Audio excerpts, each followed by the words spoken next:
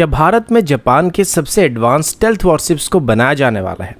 क्या ब्राजील के साथ फाइटर जेट के बदले ट्रांसपोर्ट एयरक्राफ्ट की डील होने वाली है? और क्या मिराज 2000 एयरक्राफ्ट की रिटायरमेंट का काउंटडाउन शुरू हो चुका है? आज की वीडियो में हम ऐसे ही कुछ इंटरेस्टिंग अपडेट्स के बारे में बात करने वाले हैं। नमस्कार दोस्तों, मेरा नाम है अंशुमन नायक और आप सभी का बहुत बहुत स्वागत है इंडियन डिफेंस न्यूज के डिफेंस टॉक सीरीज में। तो चलिए देर न करते हुए आज की वीडियो शुरू करते हैं।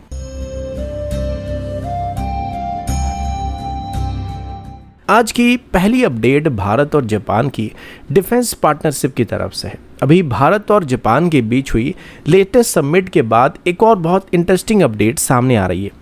रिपोर्ट्स के मुताबिक भारत ने फ्यूचर में जापान की advance Mogami class stealth frigates को लेकर डिस्कशन का ऑप्शन खुला रखा गया है। हालांकि समिट के दौरान मोगामी क्लास फ्रिगेट पर कोई ऑफिशियल एग्रीमेंट नहीं हुआ है, लेकिन फॉरेन सेक्रेटरी विक्रम मिस्री ने क्लियर किया कि फ्यूचर में एयर, लैंड और मैरीटाइम डिफेंस सिस्टम पर दोनों देशों के बीच कोऑपरेशन बढ़ने वाली है।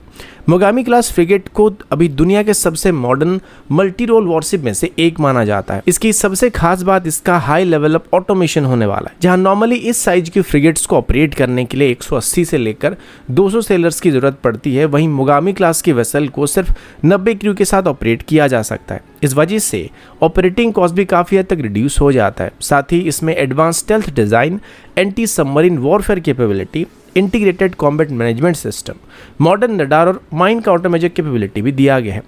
अगर फ्यूचर में भारत इस प्रोग्राम में आगे बढ़ता है तो भारत का सबसे बड़ा फोकस मेक इन इंडिया और टेक्नोलॉजी ट्रांसफर पर होने वाली है, और इससे खास करके इंडियन नेवी को नेक्स्ट जनरेशन ऑटोमेशन और डिजिटल शिप मैनेजमेंट टेक्नोलॉजी में फायदा मिलने वाला है, जो कि आगे चल के हमको हमारे वेसल्स को बनाने में मदद कर सकता है।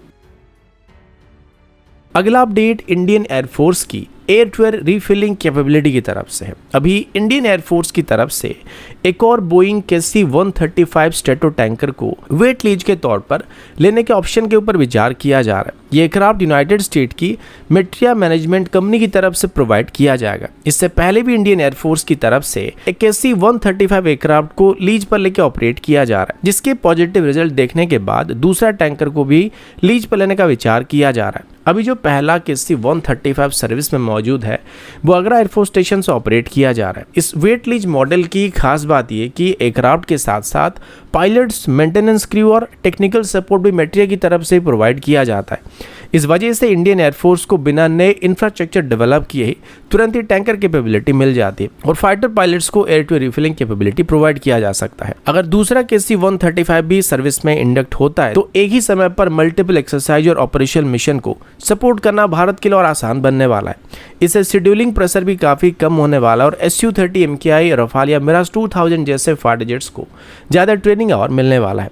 एयर टू एयर रिफिलिंग की वजह से ये एयरक्राफ्ट लंबी दूरी तक strike mission, air defence, petrol और हैवी वेपन लोड के साथ भी ऑपरेशन को कंडक्ट कर सकते हैं।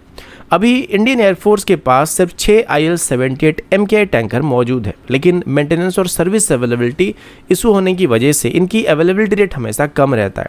इसी गैप को भरने के लिए अभी लीज्ड KC-135 एक प्रैक्टिकल सोल्यूशन बन के सामने आए। जब तक भारत फ्यूचर में नए multi role tanker transport aircraft को भी अपने सर्विस में शामिल नहीं कर लेता है, तब तक लीज पर लेके ऐसे एयरक्राफ्ट को ऑपरेट करने का प्लान किया जा रहा है। अगला अपडेट भारत और ब्राजील के बीच होने वाली एक बहुत ही इंटरेस्टिंग डिफेंस डील की तरफ से है। अभी रिपोर्ट्स के मुताबिक भारत और ब्राजील एक यूनिक डिफेंस बार्टर डील के ऊपर काम कर रहे हैं। अगर ये डील फाइनल हो जाता है तो भारत ब्राजील से एम्बरर C-390 मिलेनियम एयरक्राफ्ट को खरीद सकता है, जबकि बदले में ब्राजील को तेजस मार्क 1 फाइटर जेट और आकाश एयर डिफेंस सिस्टम को एक्सपोर्ट किया जाने वाला है। इस अपडेट की सबसे खास बात यह कि ये प्रपोजल भारत के मीडियम ट्रांसपोर्ट एयरक्राफ्ट यानी MTA प्रोग्राम से जुड़ा हुआ है। अभी डिफेंस एक्विजिशन काउंसिल की तरफ से 60 नए ट्रांसपोर्ट एयरक्राफ्ट खरीदने के प्रपोजल को अप्रूवल दिया जा चुका है, जिनका मेन ऑब्जेक्टिव पुराने AN-32 फ्लीट को रिप्लेस करना है।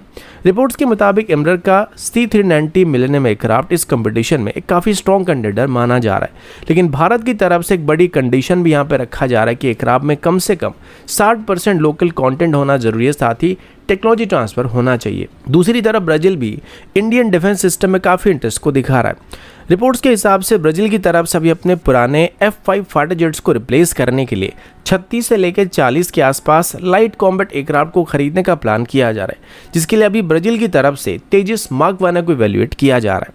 इसके अलावा आकाश, आकाश वानिस और आकाश एनजी जैसे एयर डिफेंस सिस्टम में भी ब्राजील की तरफ से इंटरेस्ट को दिखाया जा रहा है। अभी अगर ये बार्टर डील फाइनल हो जाता है तो दोनों देश अपनी अपनी डोमेस्टिक डिफेंस कंपनीज को पेमेंट करेंगे, जबकि ओवरऑल फाइनेंशियल बर्डन और रेसिप्रोकल प्रोक्योरमेंट के अंदर बैलेंस करने की कोशिश की जाएगी। हालांकि अभी भी कुछ चैलेंजेस मौजूद हैं। सबसे बड़ा चैलेंज अभी जनरल इलेक्ट्रिक 404 सीरीज का इंजन है, क्योंकि इसकी सप्लाई चेन अभी डिसरप्ट होने की वजह से तेजस मार्क 1 का प्रोडक्शन पहले से डिले चल रहा है। साथ ही भारत को भी C-390 मिलेनियम एयरक्राफ्ट की ऑपरेशनल कैपेबिलिटी, लॉजिस्टिक कैपेबिलिटी और लॉन्ग टर्म मेंटेनेंस का डिटेल इवैल्यूएशन करने की जरूरत पड़ने वाली, और उसके बाद जाके कोई डील को फाइनल किया जा सकता है।